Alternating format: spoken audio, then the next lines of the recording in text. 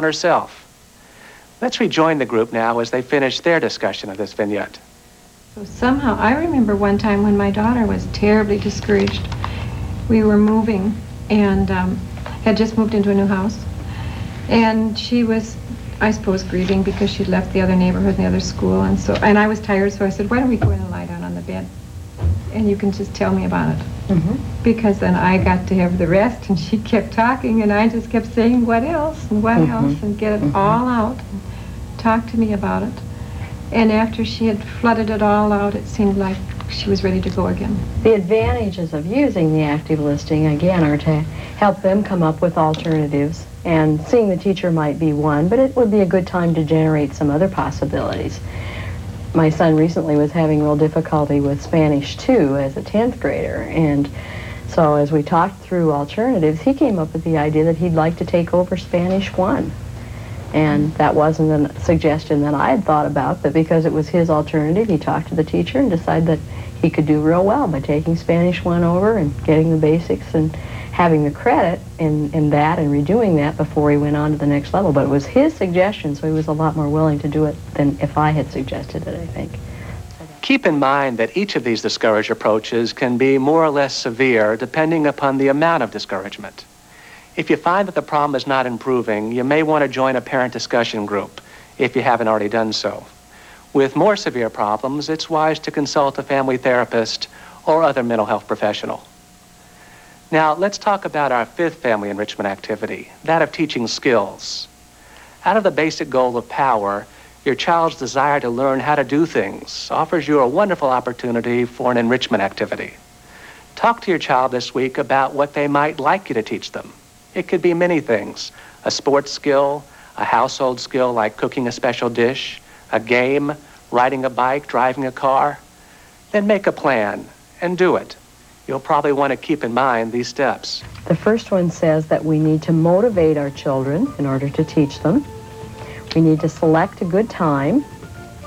Number 3, to demonstrate or model what it is that we want them to learn. 4, let your child try. 5, work together. And 6, perhaps most importantly, to acknowledge their efforts. Notice what they are doing that you're pleased about.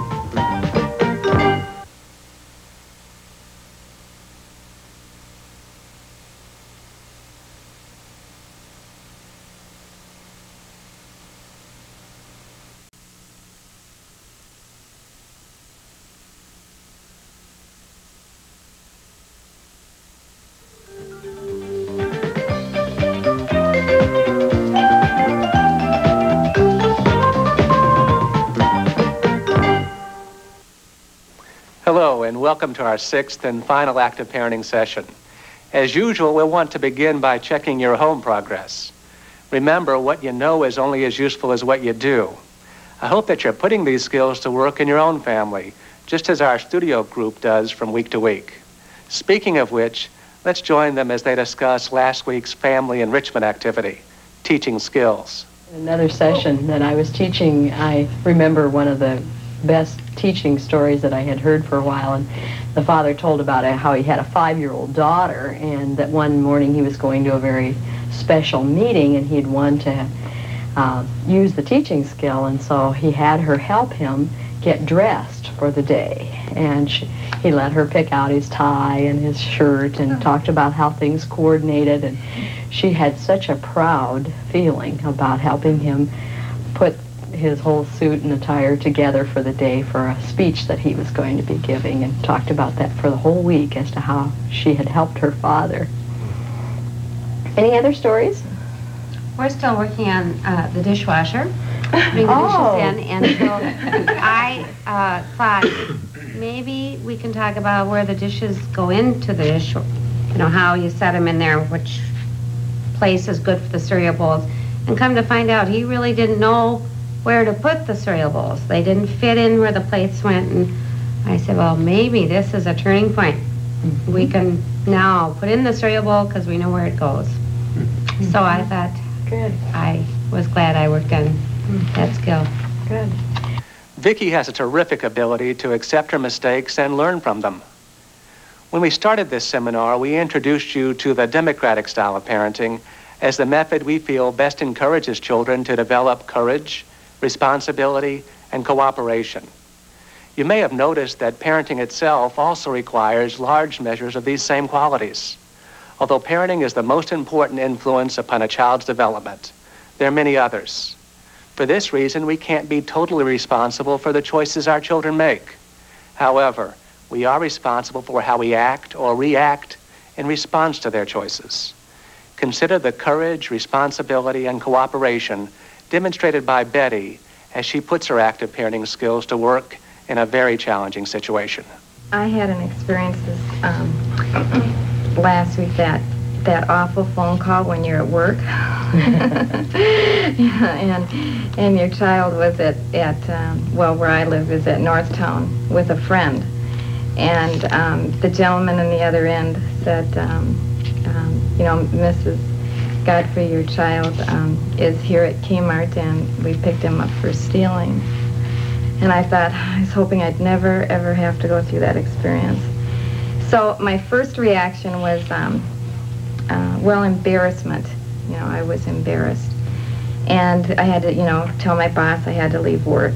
And so on the way over there, I thought of the principles that we've been practicing.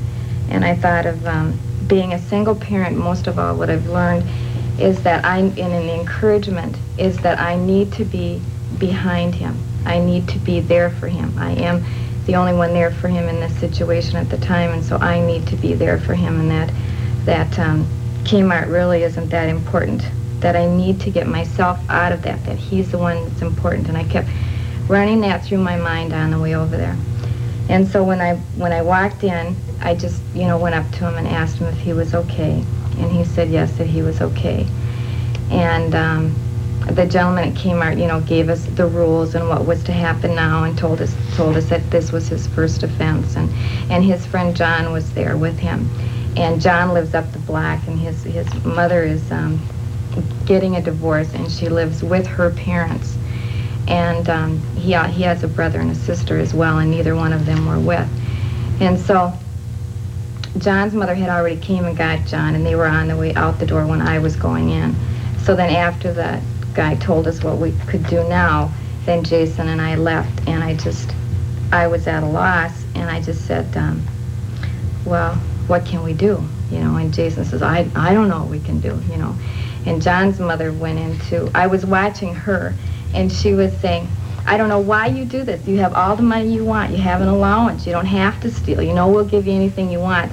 And somehow I knew that was what not to do. I could see that wasn't effective. And I wanted to do it different. I wanted this to be successful for Jason and I. And so I thought of the logical consequences. And the only thing I could come up with was, I said, I think you need to do research on what it is, what stealing means. I said, this is bigger than me and you.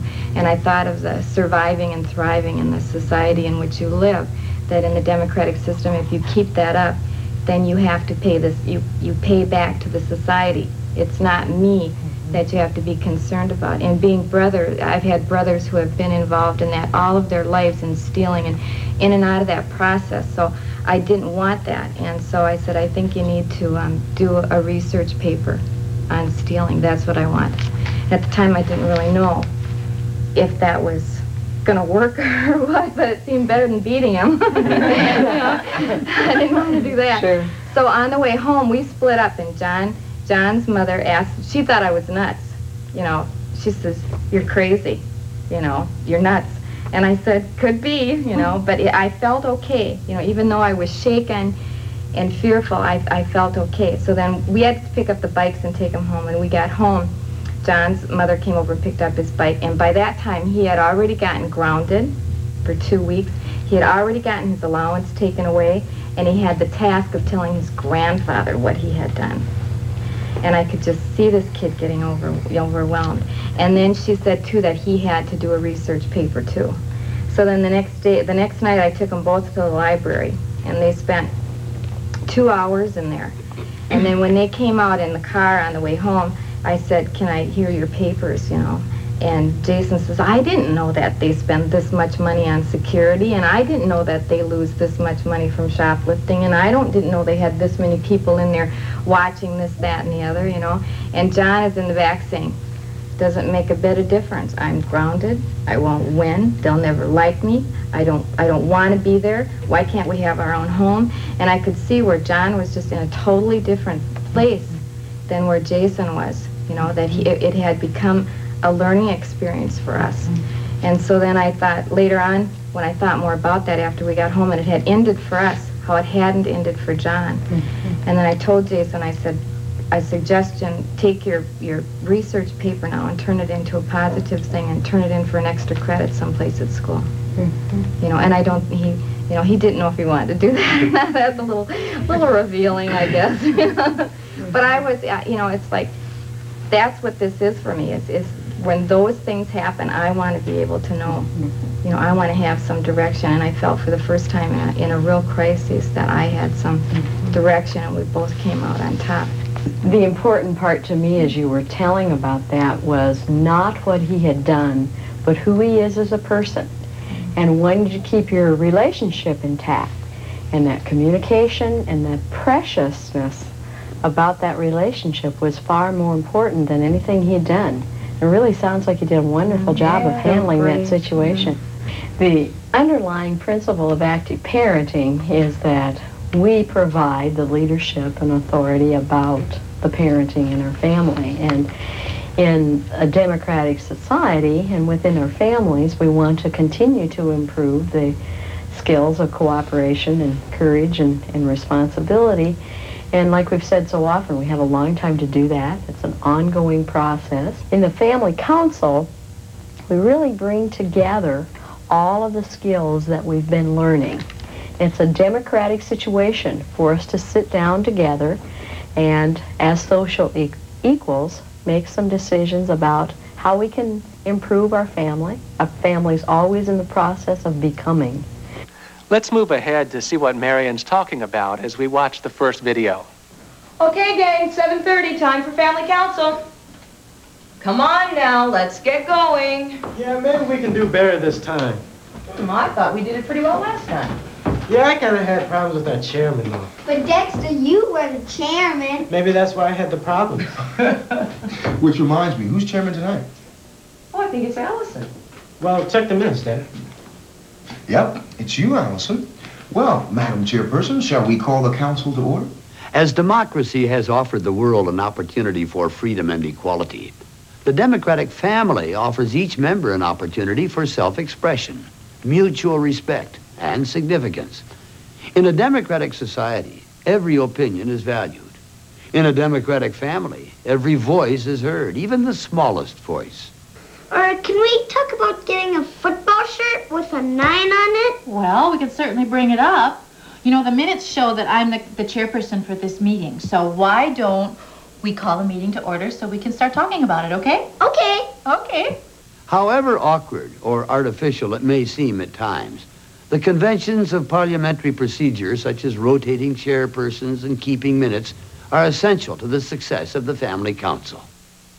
Although we do recommend following parliamentary procedure, we don't recommend that you make decisions by voting. Otherwise, any family with more children than parents may wind up moving to Disney World. We'll talk about how decisions are made a little later, but first, let's review the agenda mentioned on the video. Basically, there's 6 steps to the agenda and the Family Council meeting: compliments, reading the minutes, finances, old business, new business, and a closing.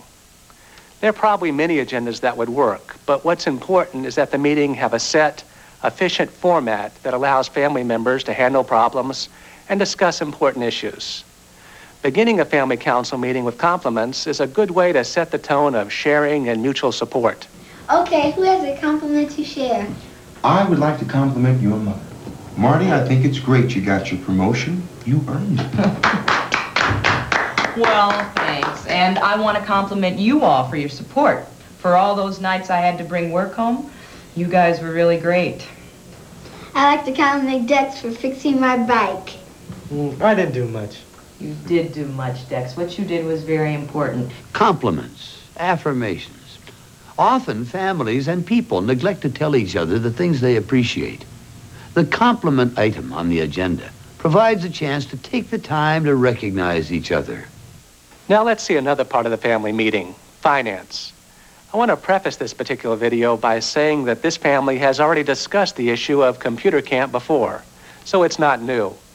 Otherwise, their decision to send Dex to computer camp would really take a lot longer to reach.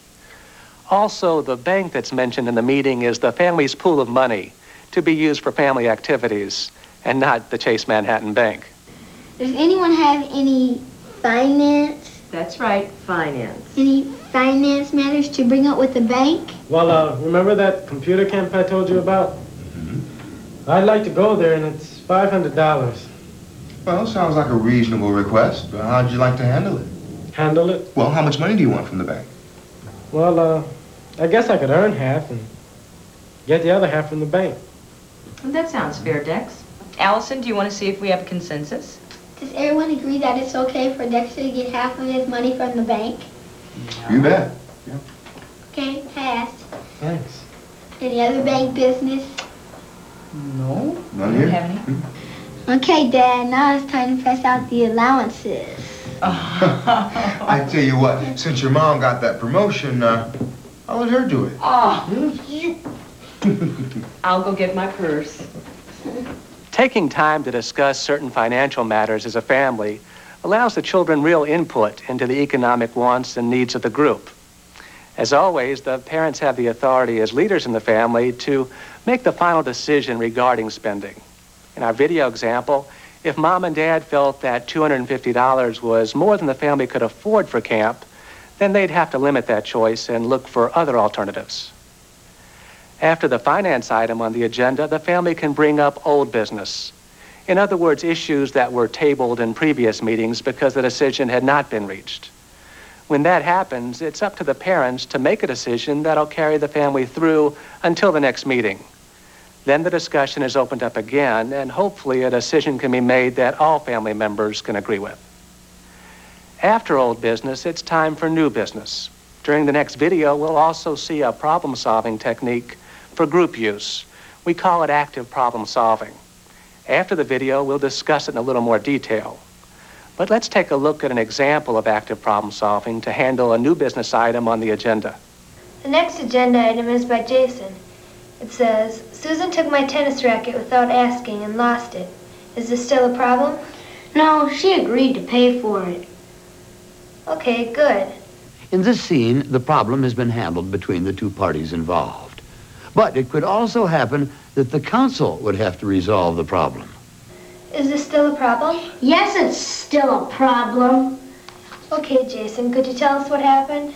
This family is somewhat experienced in solving problems. They use a 5-step process called active problem solving. The first step that we just saw Lisa do is ask what happened. I went to get my racket last Thursday, and I couldn't find it. I asked Susan if she took it, and she said yes, and that it was in the backyard. I went to go look for it. It was gone. Is that what happened, Susan? Yeah, I was just hitting a ball with it for a little while. I didn't steal it. I just forgot I left it there. Okay, Susan. Now, does anyone else have anything to share? After getting agreement about what happened, Lisa moves to step 2, sharing. Well, I have something to say. I sometimes feel angry, too, when people take my things without asking. And I don't feel it's right for Jason to have to suffer the consequences of Susan's mistakes. Well, neither do I, but I'm glad she owned up to it when Jason asked her. I didn't mean to forget it. I know, but I wish you asked me before you borrowed my things. Okay. Now, does anyone else have anything to share? No one? Okay, let's get some suggestions. Once everyone has had a chance to share, the leader asks for suggestions and begins the third stage, brainstorming. I think she should buy me a new tennis racket. I don't have enough money. Remember, no discussion until all the ideas are given. Are you writing them down, Mom? Mm-hmm. Any other ideas? I could help with the laundry and in the ad for some extra money. Or maybe you could pay him back a little each week out of your allowance. I could lend him my racket in the meantime. The brainstorming continues until no new ideas are generated. At that point, the family looks at the alternatives to find the best solution. Well, if Susan helped in the yard and with the laundry, 2 times a week at $2 a time. And $1 a week from her allowance. Right, and $1 a week from her allowance, plus the $4 for her work, she could pay him back at $5 a week. Well, how much does a tennis racket cost, anyway? That's a good question. It cost $24. But it wasn't new. Yeah, but that's how much it cost me to buy a new one. Well, if you helped in the yard and with the laundry, you can pay him back in 5 weeks. Okay. Does that sound okay with you too, Jason? Yep. Does everyone agree? Mm-hmm. Mom, would you please read the agreement? After the family agrees on a solution, the final step is to put the plan into action. Although the action steps take place after the meeting, it's important to get clear agreement during the meeting. Well, it seems we agree that Susan is responsible for Jason's missing tennis racket and that she agrees to repay him $5 a week. To earn this money, she agrees to help with the laundry and the yard work each week for $2 each and add $1 from her allowance. Everyone agree? Uh-huh. Once consensus is reached, it goes into the minutes to be brought up as old business at the next meeting. In this way, the council will be able to see if the action was carried out. We'll come back to see how the family closes the meeting in a few minutes. But first, let's talk about this idea of consensus, which means that we keep problem solving until we come up with a solution that everyone can live with. It takes a little more effort than voting, but the final solutions are more creative and no one's left disgruntled because they were outvoted. We suggest that you limit the length of your meetings, as brief as 20 minutes with young children, maybe 30 to 45 with older ones. If the meeting time ends before consensus is reached, the issue is tabled until the next meeting. If necessary, the parent will need to make a decision that'll carry over until then. We also suggest that no one be forced to attend family council meetings. Start with those who are willing and let the others see the benefits of participation. Let's rejoin the group as Arlene shares how she got a council going in her family.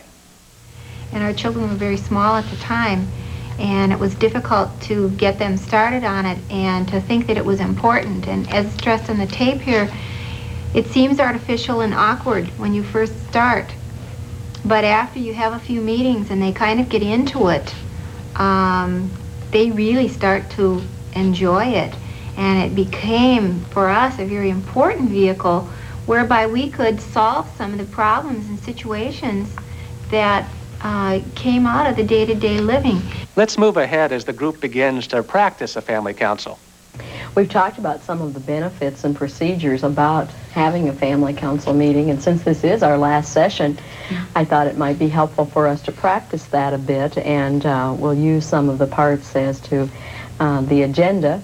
And let's start with compliments. What are some things that you'd like to say to other people in the group as to being together and how you would like to share this expression about that person, for us to do that together? I'd like to compliment Betty on her openness with her story about her son shoplifting, and I think that's invaluable. A lot of parents run up against that, and to know that someone else can do that is nice, because then I'm going to feel that if I run into that, I can handle it in the same way. Thank you. I'd like to compliment Vicki on some of the things that I've learned about her in these last few weeks, and how I enjoy her sense of humor, and also her openness in talking about some of the things that she's encountered. Thank you. I'd like to compliment all of you for your openness and the way that you talk so positively about your children, and the willingness, I think, that you brought to the class to share your experiences, and the trust level that you had for one another, I thought was just very encouraging. I'd like to compliment Michelle and her endeavor with working with foster children, and if you can use our telephone numbers and we can help, because I'm not aware of all the additional challenges and privileges that you have as a foster parent. Thank you. I'd like to compliment Marion for being such an excellent facilitator and making it easy and a comfortable atmosphere to share some of the things that we've shared in the last 6 weeks. Thank you. Thank you. I also would like to compliment the whole group and Marion too. Just I felt real comfortable with sharing my experiences with my dad, about my daughter, and some of the troubles that I had. And it was easier hearing it from other people's troubles, what they had with their kids, and how they worked it out. And it gave me a lot of ideas of what to do with my daughter. And I felt a real comfortableness. Like, you know, I've known you guys so much longer than this month and a half. And I'd like to say I appreciate that. As Sarah and the others have come to recognize, the support they've experienced from one another has been an important part of their learning process. In fact, in their role play, they're now brainstorming about how they'll continue to meet. Okay, some other brainstorming about how we could have a group that was continuing. Use as many ideas as we can. What would be possibilities? I'd like to follow up with what Betty said of meeting once a week for a while. Okay. Because the learning is new for us, I think we're beginning to get a stronger sense of awareness, but the practice about it and the application is still something that we're going to have to do a lot of work on. This is also true for you at home. Keep practicing. If you can join a parent discussion group, do so. Keep at it. Read. Talk to each other. And don't let mistakes discourage you. Parenting's a hard job and a very important one. And if no one's encouraged you today for doing it, be the first yourself. After all, you've earned it. And I was real glad to get a guidance from this session, because I've been hearing so many different things from so many different people. I just wondered, well, what things are right and what aren't? And to see that they work shows, well, this is what I use because it worked. Sure. I also think the videotape helps me to remember some of these things. I visualize Jason and his father having that conflict of setting the table and spilling the milk. And a couple weeks ago when the milk was spilled, I just said, boy, that's easily happens, doesn't it? Thought, ha ha. Videotape kept it in my mind. Before we close, let's see the last step of the family council meeting, and then our final family enrichment activity. Once all agenda items have been covered, or the time for the meeting runs out, it's time to close. This is a chance to be creative and to establish a family ritual, something that reinforces the idea that you are a family. Time to close. Good. Well, I think this went real well. Just a super job. Where the heck is she going? Oh, I tell you, that kid, she's just like a jackrabbit. How about that? Hey, does that look good? Wonderful. Boy, oh boy, oh boy, just what I've been wanting. A good... I make the treat next week. Oh? I might make hamburgers. It's important to end with a treat or a snack so that the good feeling carries over into other aspects of family life. Even if things don't go as smoothly as seen here, or even if problems are not totally resolved, still the atmosphere of togetherness and cooperation helps establish a broader and more important sense of trust that a family, no matter what happens, is a good place to be. There has been a lot written about the so-called me generation, to which I and probably most of you belong. And there was probably some truth to that label as well. The 70s were perhaps a time of self-awareness and self-centeredness for many of us. Now, I don't view this as a bad thing, but rather as a preparation for something much more important than me.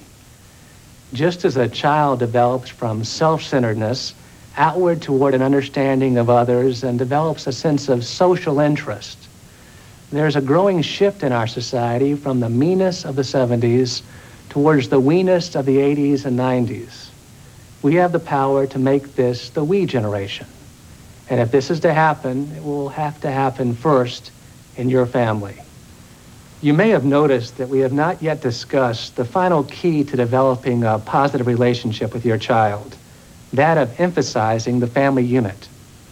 Whether it's the traditional mom and dad and offspring, or a one-parent family, or a blended step family, we feel that this concept is so important that it deserves special emphasis, not just today, but throughout the 1980s and 90s, and not just in your family, but throughout the human community.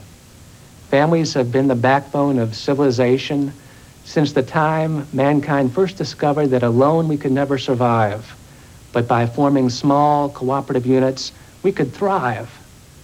Families have been a source of support, of encouragement, and sustenance. They have pulled us through time and time again against overwhelming odds. Let your children know that they are part of a family. Plan frequent family activities, use phrases like "in our family," and develop your own family traditions and rituals. Your family is the most important family in the world to your children. And through your family, your children will come to learn that they belong to a much larger family, the family of man.